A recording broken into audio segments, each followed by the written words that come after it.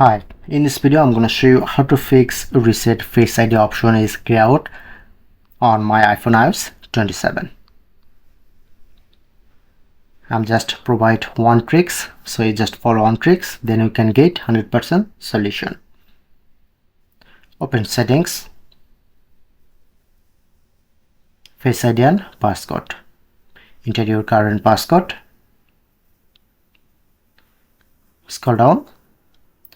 As you can see, now reset Face ID option is grayed out. Scroll down. If you are turn on stolen device protection, make sure to turn on.